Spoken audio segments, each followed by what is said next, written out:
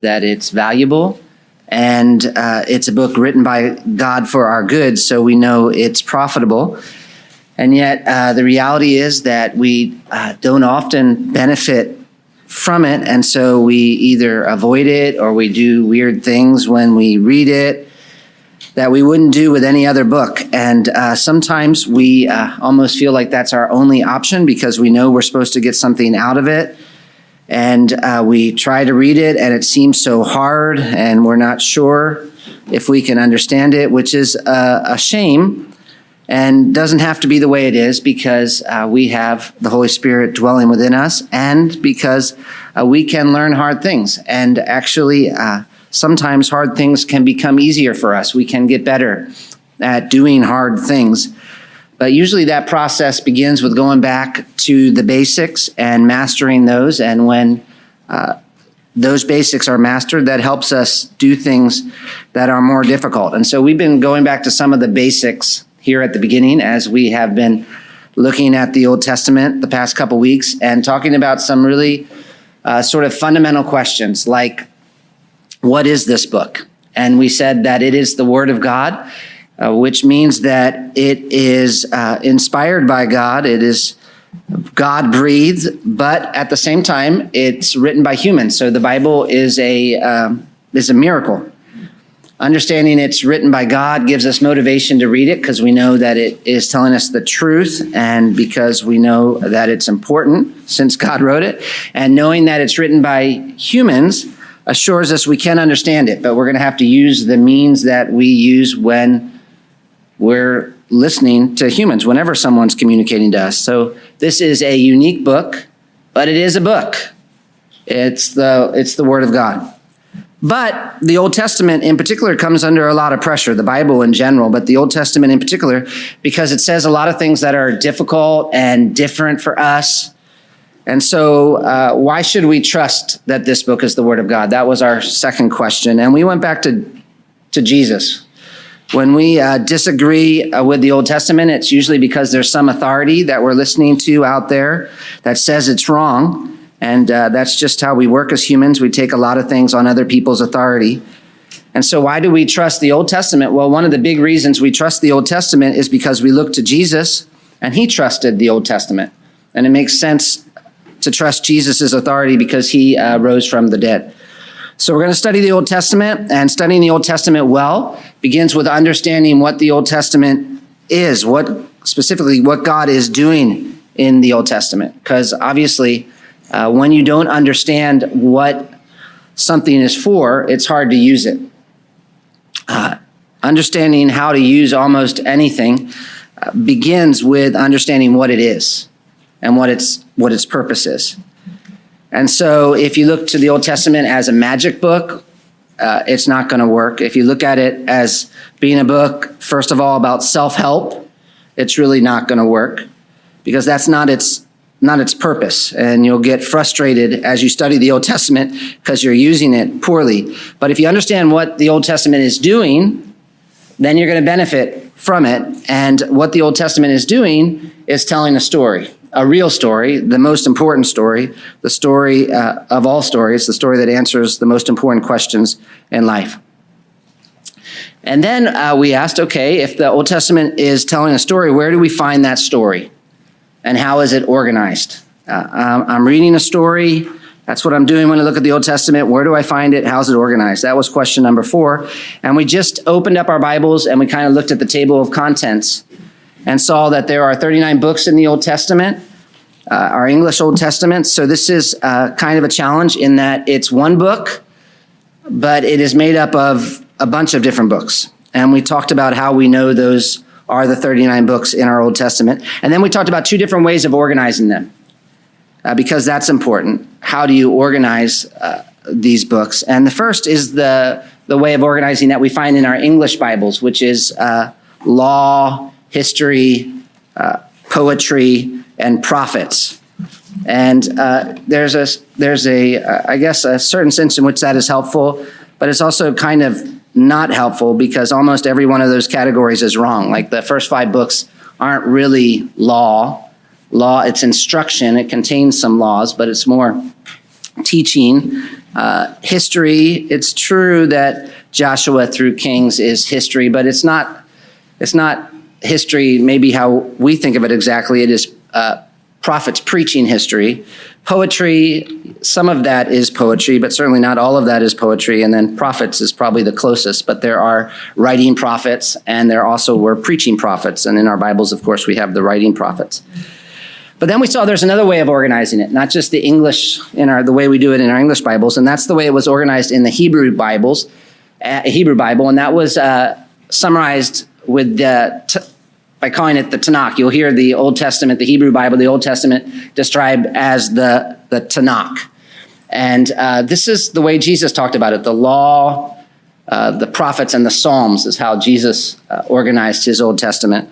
And in the Hebrew Bible, you find the Torah, you find the prophets, but that is all the way from Joshua to Malachi, and then you find the writings. And so the Hebrew Bible ends with Chronicles. And we like the Hebrew Bible's way of organizing the story a little better. First of all, because it gives us a good sense of the beginning and the ending. Genesis is the beginning. Chronicles describes the ending. And then second of all, because it helps us understand how the story works. In those first 5 books, we're getting the foundation.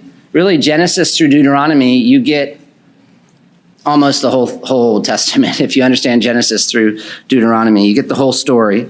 And then you get the explanation of Genesis through Deuteronomy really in the prophets. First, the former prophets, which looks like history to us, Joshua through Kings, but they are preaching history. They're telling stories to explain something.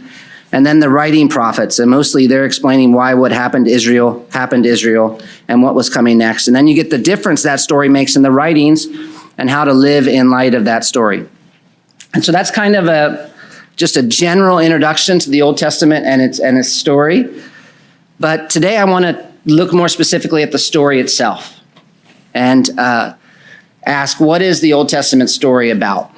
In a couple weeks, we're going to get to just how to have devotions in the Old Testament. But today, I want to talk a little bit about the story itself. We talked about, a couple weeks ago, we talked about the purpose of the story, the reason for the story, and the theme of the story. But I want to look more closely at the story itself. What is this story about? Which is a pretty basic question, right? Like if I say the Old Testament is a story, and you weren't familiar with it, what question would you ask me? You would say, what is the story about? If you went to a play that I never heard of, and you came back from that play and you said, I just saw the best play, what's the question I would ask you? I would say, what is the play about? And if you said, I have no idea, then I would say, I'm not sure, were you really at the play? You have to be able to, how good a play was it if you can't explain what it was about? You definitely wouldn't think we understood the Old Testament if we weren't able to answer what is the story of the Old Testament. And obviously, you're going to have to be able to answer that if you're going to be able to explain any particular part of the Old Testament as well. So I was thinking, imagine you go to Mount Rushmore and you use one of those high-powered cameras and you zoom in on the nose of George Washington. And that's the only part you see. And then someone asks you, what did you see today? And you try to explain just that little section of George Washington's nose without telling them the rest. If they weren't familiar with Mount Rushmore and you only talked about what you saw through the zoomed-in camera, it would be pretty confusing. And while you might say some things that were true, it really wouldn't be an accurate explanation if you stopped there with George Washington's nose. Before you zoom in, you need to zoom out and get the big picture, especially if you're going to explain. You have to be like, oh, this is George Washington, and that little part, what I looked at today, or what you can see in this picture, how that fits is that's his nose. And they're like, now I can understand. And so we need to have a basic idea of what the story of the Old Testament is about. And we can do that with most good stories, right? So if I ask you, what is Anne of Green Gables about? What would you say Anne of Green Gables is about? Anybody? A kindred spirit out there, or a bosom buddy, or whatever she says. It's about a Canadian orphan girl. Yeah, the life of a Canadian orphan girl. I had a friend who would say I was his kindred spirit. I'm like, I don't think so, because I would never call a guy my kindred spirit. But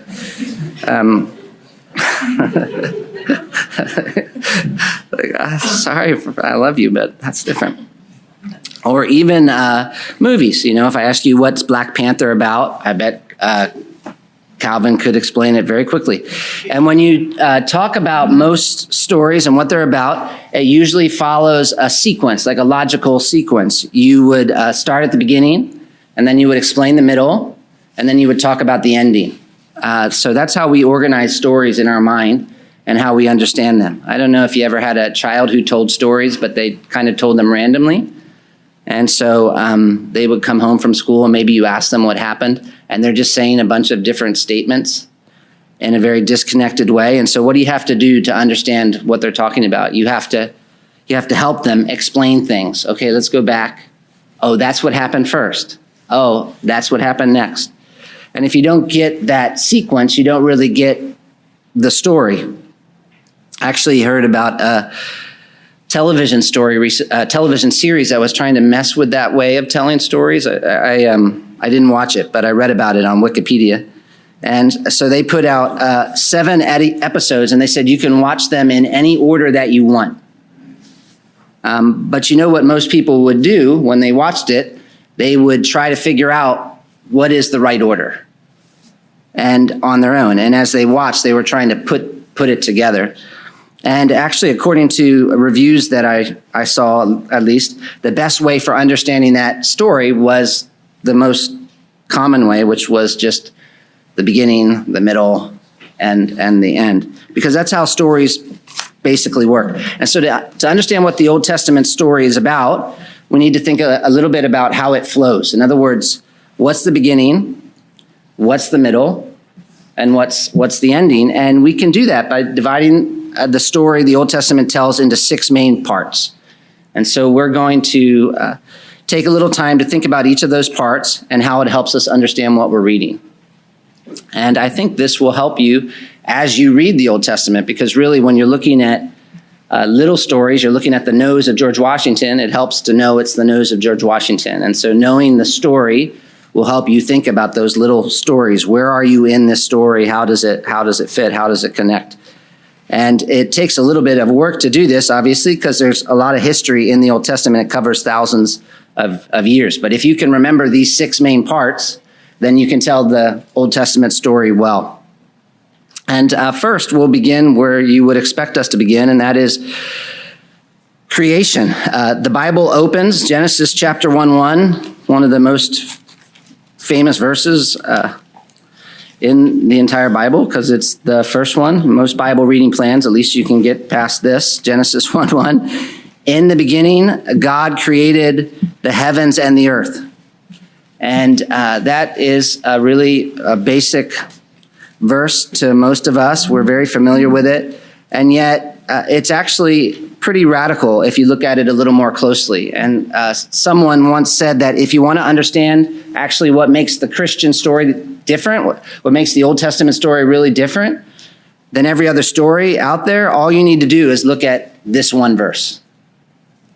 So, first of all, when we look at creation and look at the way this story begins, we see that there is a beginning. When God talks about this world and our place in it, we see very clearly in Genesis 1:1, there is a beginning to creation, which means that creation is not eternal.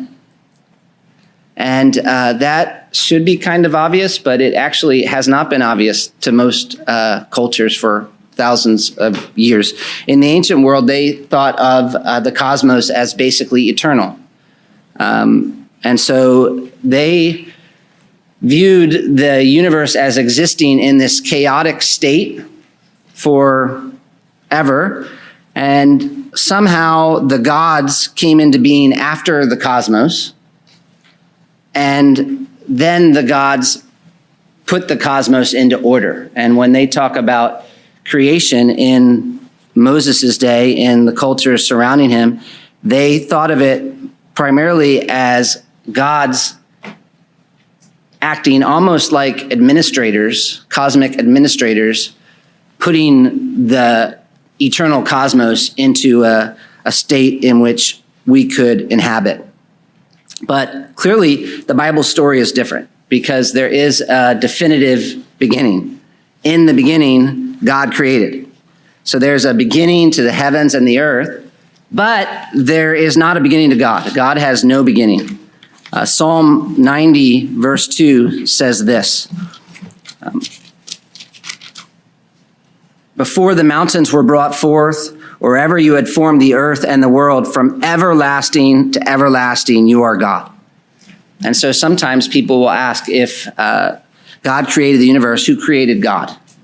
And when they ask that, they really think they're saying something wise, but they're actually saying something foolish because God is not a created being. That's part of what it means for him to be God.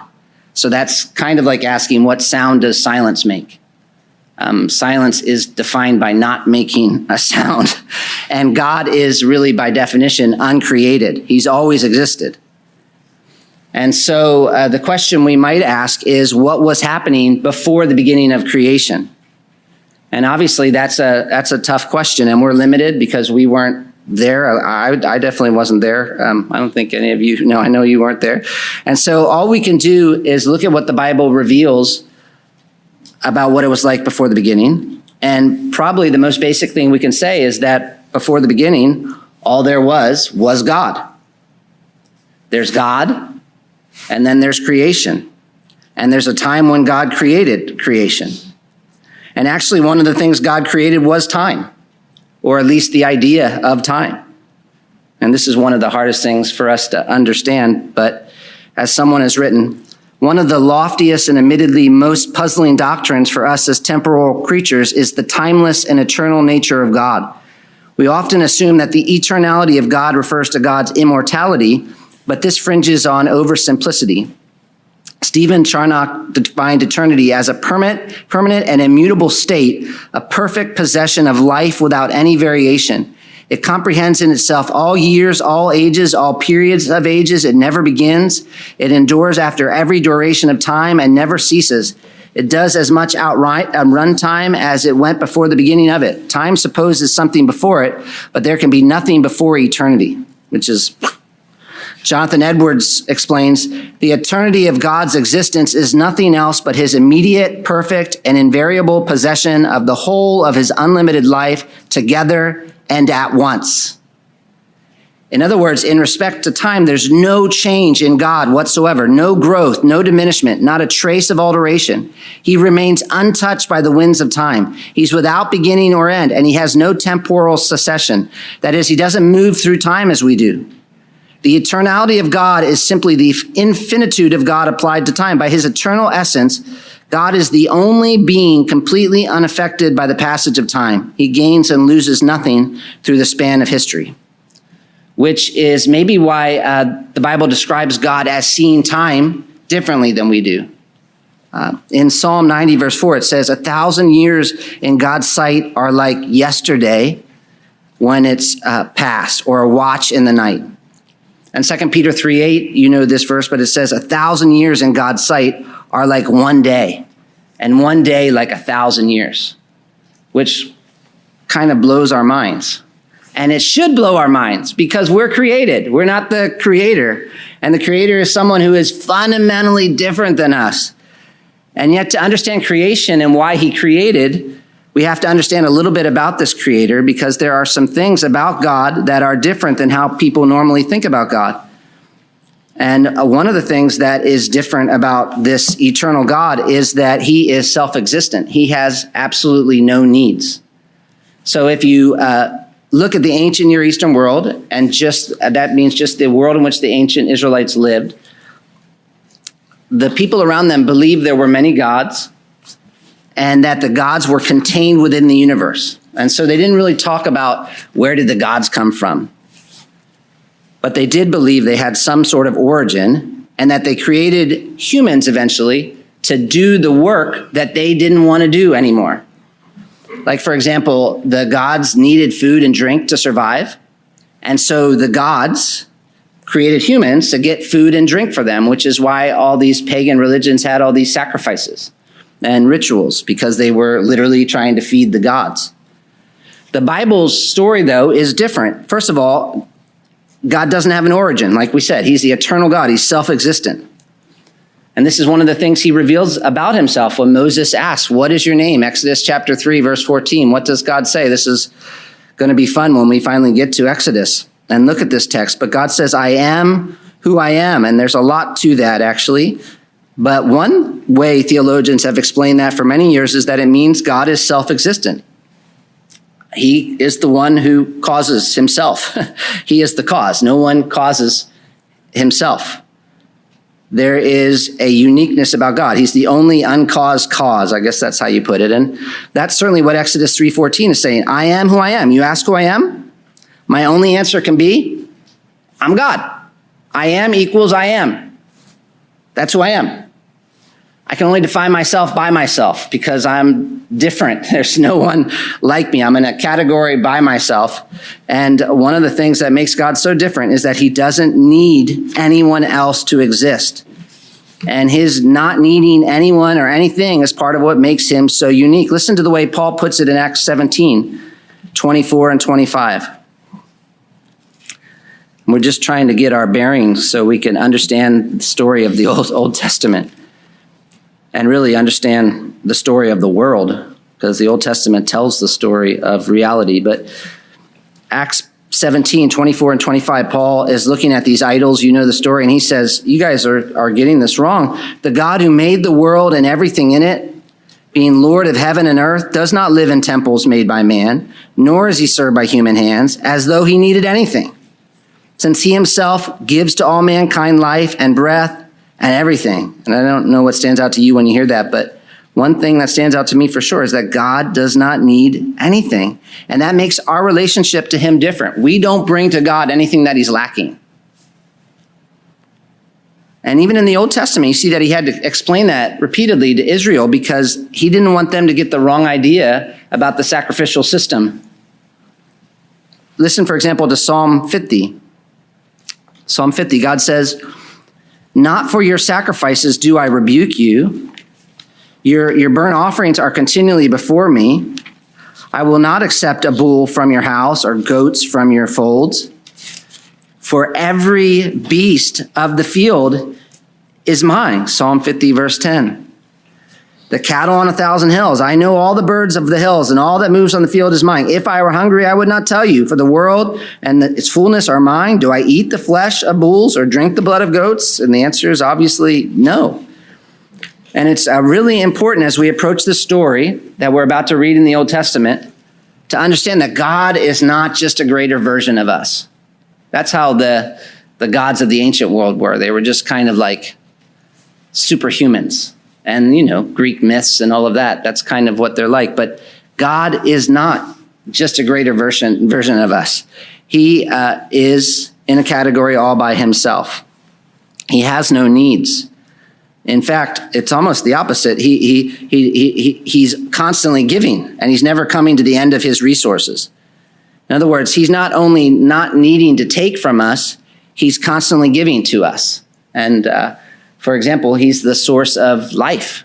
Romans 11:36 says, for from him and through him and to him are all things. Everything in the universe is absolutely dependent on God. And so that's very different than us. We are dependent, completely dependent. He's independent. Eliphaz says in Job 22:2, can a man be profitable to God? Surely he who is wise is profitable to himself. And Eliphaz was wrong about a lot of things, but he certainly was right there. God does not need us. And this is one of the things that makes God very different than idols. And sometimes you'll find the prophets making fun of people who make idols because they say, you realize that you are taking a piece of wood and using part of it to, cook your food and part of it to make your idol. And that idol needs you. He's dependent on you, just even to carry him around. God, on the other hand, does not need us, which is good news. Matthew Barrett puts it like this. He says, if God were not life in and of himself, then he would be weak and pathetic, for he would be needy and dependent too. He would need saving just as we do. He would be a God like us, but not a God other than us. He would be a God in our world, but not a God distinct from our world. We might pray for this God, but definitely not to him. God being independent means God's free. He's completely sovereign, and he's not creating and starting this story because of some lack in himself. And that's where we needed to get, because there is a beginning to this created universe. But if we try to think about what it was like before that beginning, there's not a lot we can say because we don't know, and it's impossible for us to picture, but we can say some things it's not. And one thing we can say that was not true, God was not lonely. Sometimes people think God created the world because he was lonely, and that's because we would be lonely if it was just us. But God is bigger than better than us, and we know he eternally exists in three persons. And these three persons have always enjoyed perfect delight and communion with one another. And so if we somehow traveled back in time to before there was time and there was only God, what we would see is God the Father happily loving God the Son through God the Spirit, which is deep, but it's good news. One man says, if God is eternally a father, eternally loving his son, then God is eternally loving and eternally life-giving. For eternity, he has been giving out life and love. Many theologians have therefore liked to compare God to a fountain, in that just as a fountain must pour forth water to be a fountain, so the Father must pour forth life and love to be a true Father. And we can take that even further. God's love is one of his glorious perfections. Those perfections deserve to be put on display. And so one reason God created the universe was to make it possible for his glory to be seen and enjoyed by others as well. You might say, God, the fountain of everything good and great, overflowed into the creation of a universe and a people for himself. That's why everything exists. When we look back to the beginning, everything exists for God. So, first chapter of the story, creation. And one key thing, if we're going to understand the story, is we need to know there is a beginning to the universe, but not to God. Second, though, we can keep going just to sort of highlight some things that make this story different from the very beginning than every other story out there. Second, not only is there a beginning, second, God is outside of creation. It says, in the beginning, God created, which means God's not creation. He's the creator, which we already talked about. But again, there are only two kinds of things in the whole universe, created and creator. And they are two distinct things, which would have been shocking in the ancient world. Absolutely shocking, because back in the ancient world, everything that we call natural, they thought of as supernatural. So they didn't see a God as being outside of creation. So if you think of a big circle, everything within that circle is created. Even in the ancient world mind, even God is within that circle. The gods and the cosmos and the aspects of the cosmos are entirely bound up with each other, one man writes. They do not stand outside of the cosmos. They do not create the cosmos. They're already with us on the inside of the cosmos. They come into being along with us. They're more powerful than us, but they're like us in many different ways. Their powers are limited. The cosmos is like a big circle, and their gods are inside the circle with us. Absolutely every aspect of what we call the natural world was associated with some deity in the ancient Near East. It's clear, though, if you look at the beginning of the biblical story, the God of the Bible is very different, right? In the beginning, God created. And it wasn't difficult for him to do it either. The ancient creation stories are really weird if you get a chance to read them. So one neat thing about a lot of the Old Testament is that it's a polemical book. One of the things that's happening is it's a polemical book, which means it's making an argument. And so obviously in Moses' day, they had creation stories. And so one of the things you find Moses doing as he tells the story of creation is making an argument against some of those creation stories. And for example, one of the creation stories was the Babylonian Enuma Elish. And the way they thought of creation, there was a primeval God who has more gods somehow. And from those gods comes someone named Marduk. and he gets into a fight with other gods, and he crushes the skull of a god named Tiamat. He splits her in two, and he takes half of her, and he makes that the heavens, and with the other half, he makes the earth, and he makes humans from the blood of the other god. And we can go on, but I'm not going to, because some of them are actually more gross than that. But the biblical story begins with this uncreated God exercising complete and absolute mastery over the world. He speaks and things come into being. He doesn't just rearrange what was there. There was nothing, and God created out of nothing everything. And actually, that word create is only used with God. You can make stuff, but only God can create. And what did he make? Heaven and earth, everything, which is amazing. Absolutely amazing. I mean, what would I say to you? What would you say to me if I told you to build a house, but you weren't allowed to use any materials to build it? You would say I was crazy. And if you saw someone out there shouting, "Let there be a house," you would be like, "You are crazy." But God demonstrates his absolute control over everything by simply saying, "Let there be light," and there is light. Creating whole universes is not difficult for God because he is outside of creation. He is unique. Third, as we look at just trying to get some of the key elements for understanding the rest of the Old Testament story by looking at this first chapter, this first part of it. There is a beginning, which also implies there's a middle and an end. God is outside of creation. Third, it says in the beginning, God, not gods. So like I said, everyone in Moses' day was a polytheist. Everyone. That's why actually the fact that Israel was monotheistic is shocking. It had to be revealed because everybody was polytheistic. They didn't actually even really think in terms of true gods or false gods. There were just gods. And somebody said it was a little bit like fantasy football. You just tried to get the best gods on your team. So if you live near a river, you definitely would want to get the river god on your team. Everybody was concerned about the sun god, but they just thought of gods. But the biblical story begins with one God overall. In fact, if you look at Genesis 1, before the creation of man, the most words in Genesis 1 are spent on the sun and the moon, because those were the most common gods in those days. But he doesn't even call them sun and moon. He just says they're lights in the sky, and God put them where they were. The God of the Bible is a transcendent God. He's in a position that no one else can occupy. And as the sole creator of the universe, he's also its owner. The Bible says it like this, Psalm 24:1. The earth is the Lord's and the fullness thereof, the world and those who dwell therein. So everything belongs to God. A more difficult passage for some of us is Romans 9. But Romans 9 speaks of us as humans as being like clay in the potter's hands.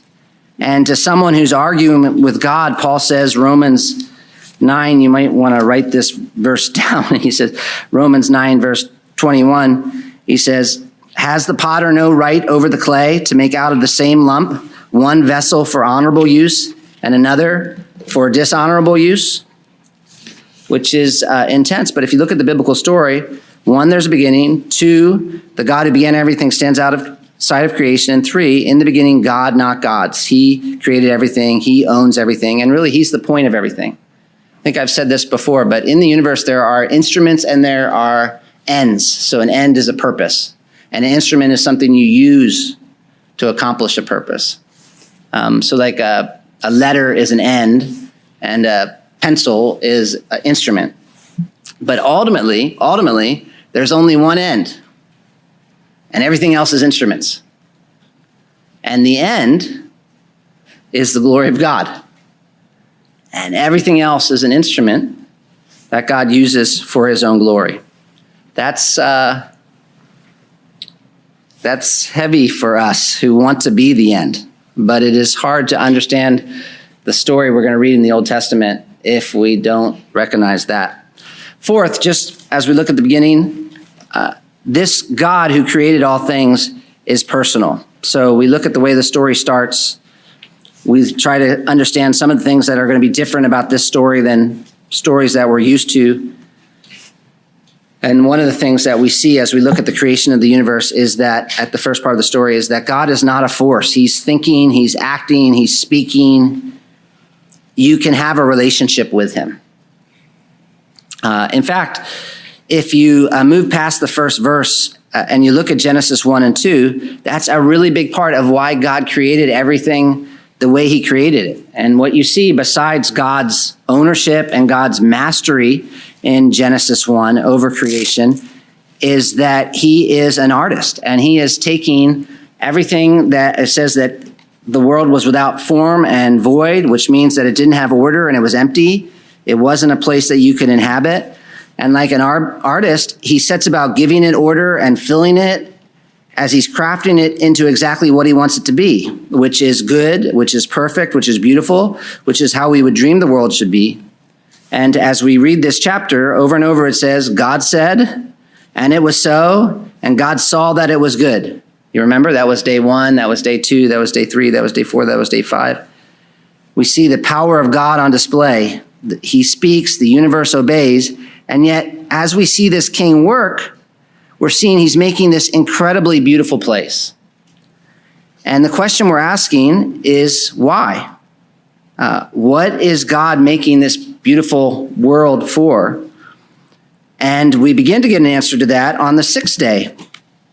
And when he talks about the creation of man in Genesis 1, 26 through 28. And these verses are really important for understanding what this story is about. Last week we said it's really good the Bible doesn't begin with Exodus, but it begins with Genesis. Because if the Bible began with Exodus, we would think everything's just about Israel.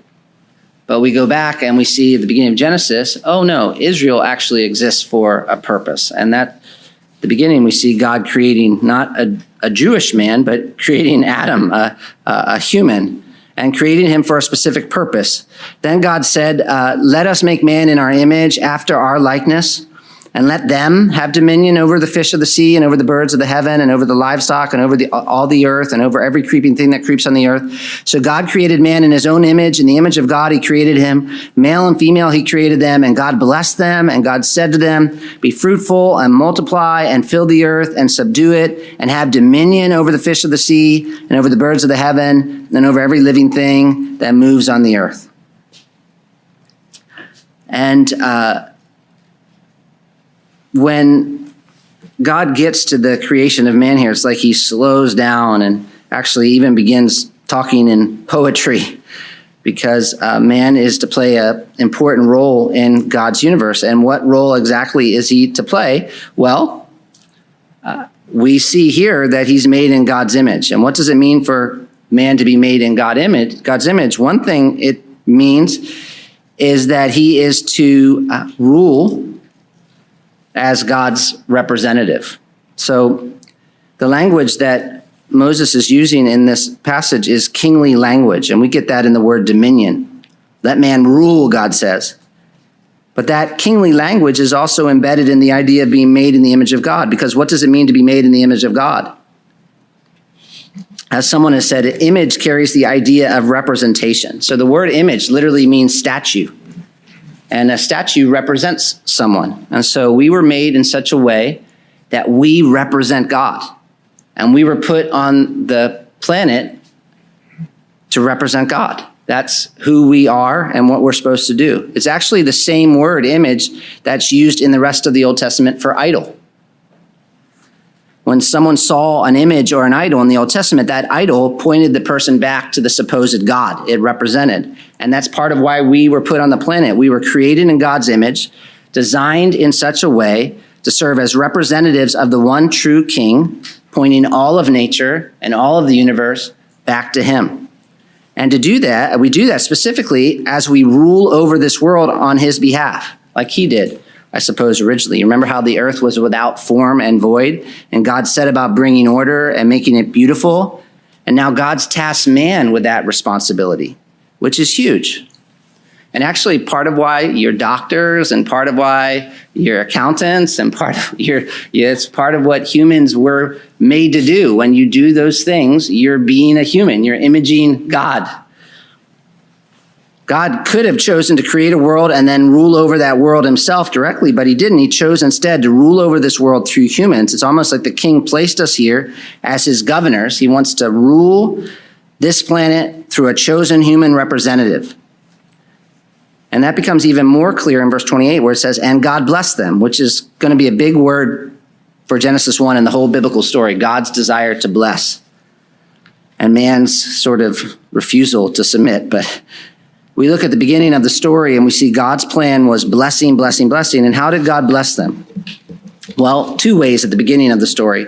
But the first, if we look at the verse again, and God said to them, be fruitful and multiply and fill the earth and subdue it and have dominion over the fish of the sea and over the birds of the heaven and over every living thing that moves on the earth. So God's plan was to establish a home here on earth, which he would rule through human representatives. In the very first part of the story, we're getting this big picture of how God originally designed the world to be. And as we look at that picture, we see God, the king, the artist. We see a good world. We see man functioning as God's representative.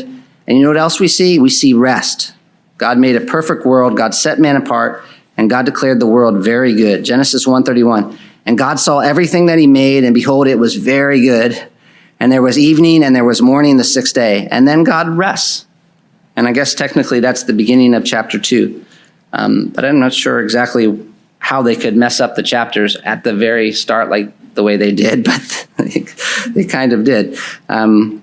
This is actually the climax of Genesis 2:1-3 is actually the climax. So we sort of sometimes talk about man as the climax, but it's not quite accurate. Genesis 2:1-3 is really the climax of the creation story. And there's a few things that make that clear. But it says in Genesis 2:2, thus the heavens and the earth were finished and all the hosts of them. I guess that's verse 1. And on the seventh day, God finished his work that he had done, and he rested on the seventh day from all his work that he had done. So God blessed the seventh day and made it holy, because on it God rested from all his work that he had done in creation. And why did God rest? Not because he was tired. It's more like, this word is more like God stopped and enjoyed. It's more like God relaxes. It's a picture of how the world was designed to be. Pretty much from that point on, every day would have been a day of rest and enjoyment. And that's really the goal of creation.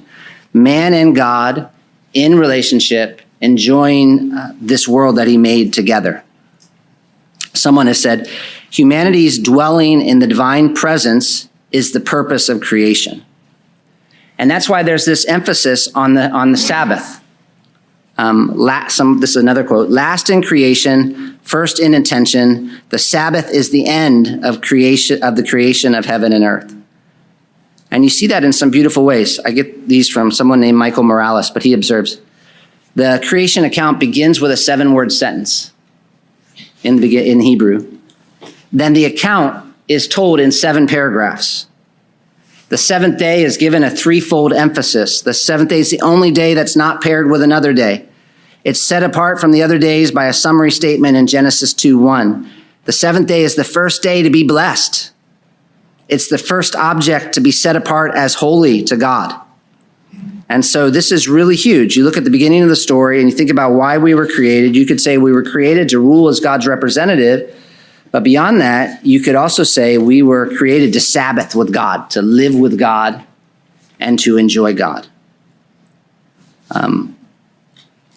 This is a quote from Michael Morales, but he says, the extensive description of humanity's creation on the sixth day is primarily for the sake of understanding the prospect of communion with God on the seventh, actually serving to underscore its significance.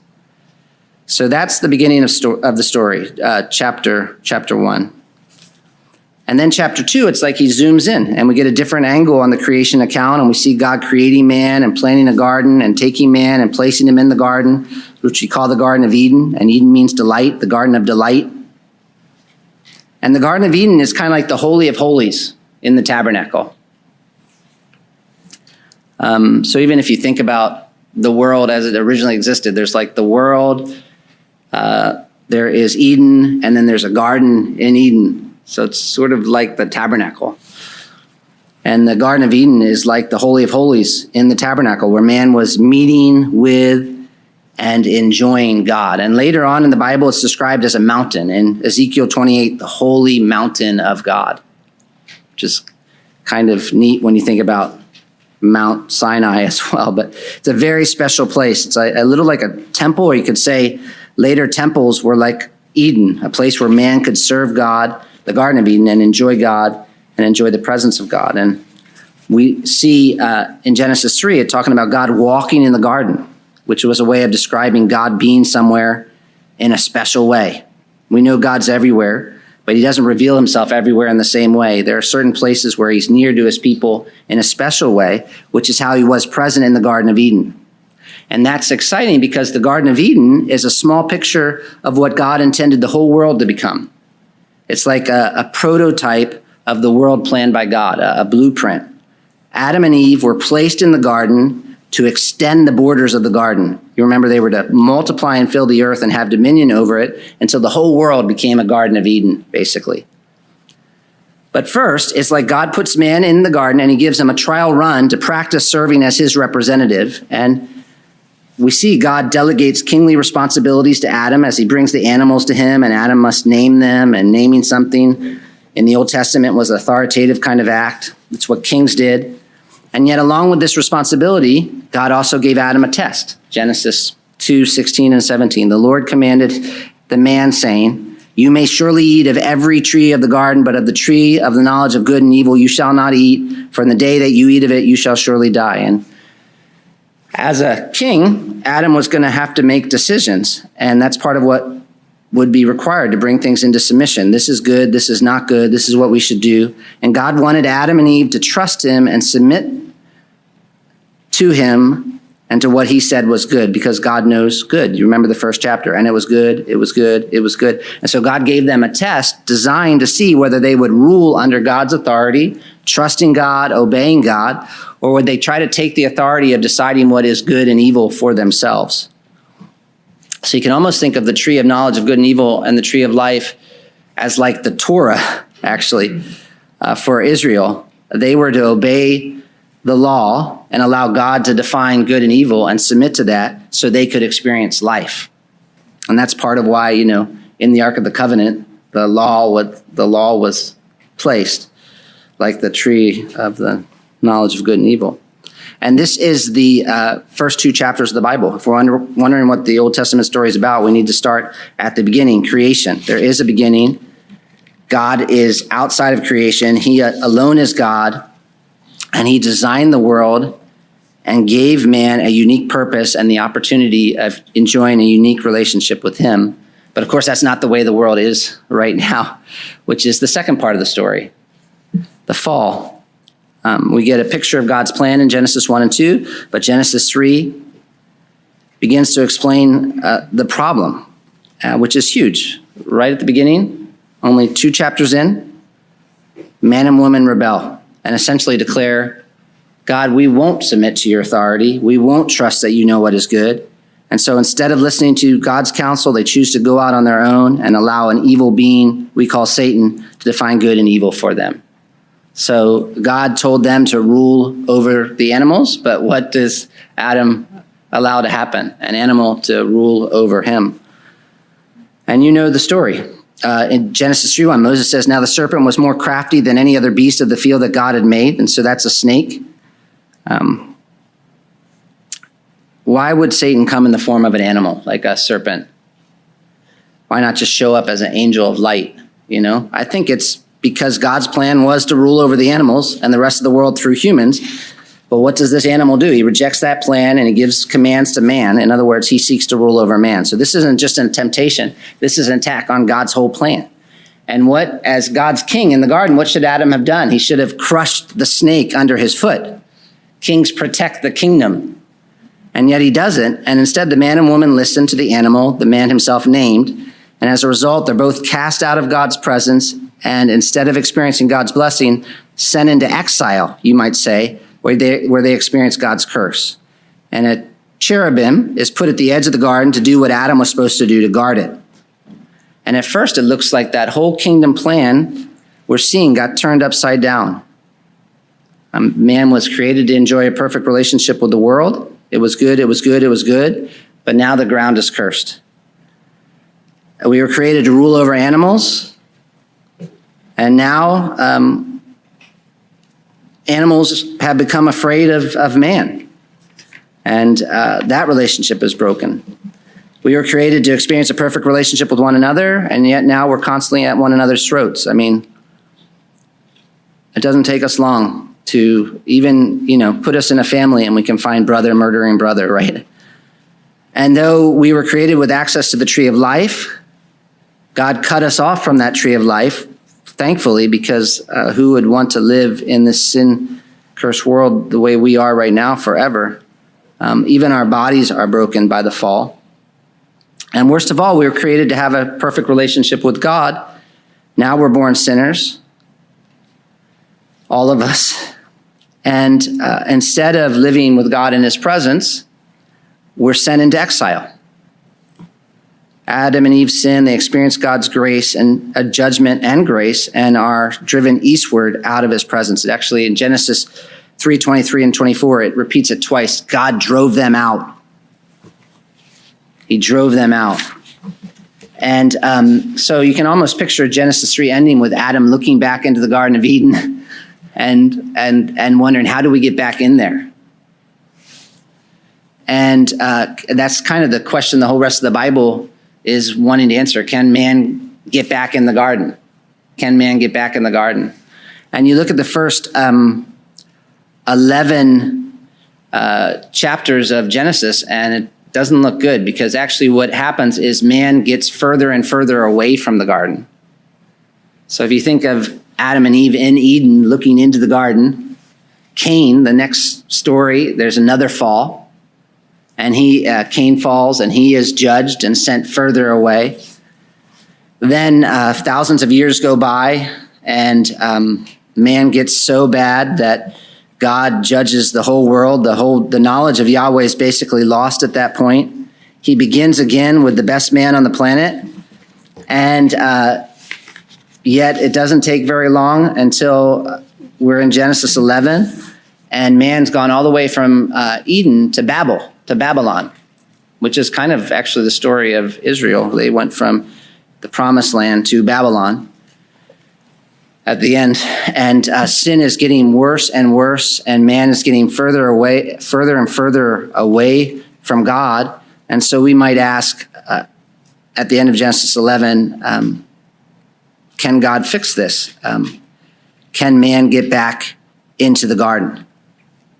And we'll get to that next time. But that is the beginning of the story, the first two chapters, creation and the fall, and the big question that the Bible is trying to answer. And even if you understand some of that, it's going to make the rest of the story a lot more interesting and important and significant. For example, the tabernacle seems kind of boring when you read the story of the tabernacle the first time. But if you think of what the tabernacle, so this is really fascinating to me. How many chapters on the creation of all the universes? There's like 2 chapters. How many chapters on the creation of the tabernacle? Like all kinds of chapters. And it's actually really interesting. It's about this same amount of times in the creation of the tabernacle or the design of the tabernacle that says, and God said, and God said. And it's got a very similar ending. So the creation of the universe and the creation of the tabernacle are really described in very similar ways. And you're thinking, why would there be, I'm much more interested in the creation of the universe than the creation of this little tent. And yet the Bible's more interested in the creation of this little tent, in a sense, than telling you all about the creation of the universe. And the Bible's right, of course, because God wrote it. So you have to say, I wonder why that's interesting. And you go back and you understand what happened at the fall, and then you're starting to see, oh, that's what makes the tabernacle so interesting, because it's like the Garden of Eden. Finally, has thousands and thousands, who knows how many thousands of years, and now God sets up the Garden of Eden on the planet again. And he dresses up the high priest, and he's got to be like dressed up like Adam, in a sense, in this beautiful, all this amazing outfit, this glorious representative. And he all of Israel sort of standing outside the garden, watching this one man once a year, actually, he only gets to go in once a year. He gets to go into the Garden of Eden and experience the presence of God. And actually, understanding the story, the creation story, helps you understand why God was so serious about like the Sabbath, because why did Israel have to keep the Sabbath? Well, part of the reason was because Israel was put on the planet to say, hey, God's plan's still on. God's plan's still on. Look at us. God can get us back to the Sabbath. God can get us back to the Sabbath. That's part of why they existed. They were a kingdom of priests representing God to the world. But the Old Testament story is long. It's complex. But if we go back and we just sort of at least begin by understanding some of these main chapters, how it flows, some of the smaller pieces, I think, are going to fall into place. So today we just talked about the beginning, creation, and the fall.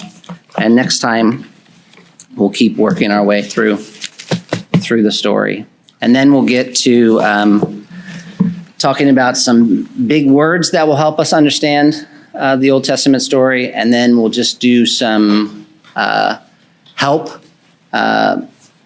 Understanding how to read stories, like when you're having devotions, to get something from it. And then we'll get into the actual Pentateuch. We'll begin with the first 5 books of Moses. So thanks, guys. I don't know if anybody has any thoughts or questions. No Star Wars. Oh, man, I'm a little worried from last week, but we'll give it a shot. One of the things that I struggle with why is it inherently that it's written? So what do you mean exactly? Why is it written what way? Well, in other words, it seems like time is not really that important. Yeah, like thousands of years, and it's not really. Is it because they didn't understand the concept of long lapses of time like that, or? I think it would be less that they didn't understand and more they were less interested than we are in it. It's a good question. Good question to meditate on. The Bible is meditation literature, so it's as you have questions, you don't always get the answer right away, but it's good to just kind of, and the Bible's right. It's telling the story a certain way for a reason. So when we do come across stuff that is different than how we would normally think, then that's great. It's like, okay, even as we look at the creation of the universe, we would probably put a lot of different details in there than they did. But obviously, God knew the way he wanted to tell the story. So it's great to step back and think, oh, why? I wonder why.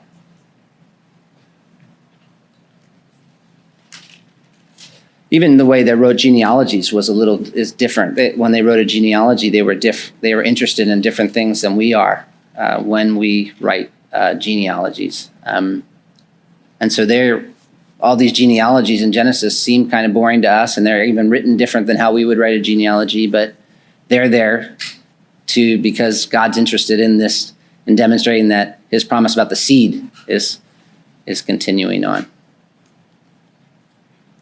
Yeah, good, Hugo. All right. Thanks, guys. Let me just close this in prayer. Father, help us to be humble. You are God. We are not. And yet we can act like we're God and think like we're God, and we can get proud in a split second. And so even as we come to your word, keep us humble, Lord. Even as we try to study it and we try to know things and we try to understand deep things, Lord, help us to stay humble, because this book will do us no good if we're proud. And we won't really benefit from it, and we won't hear your voice, and that's what we want most. So keep us humble, help us to work hard, but keep us humble and our ears open so that we might come to your word, understand it, and be transformed by it. And we pray this, Jesus, in your name. Amen. Thanks, guys.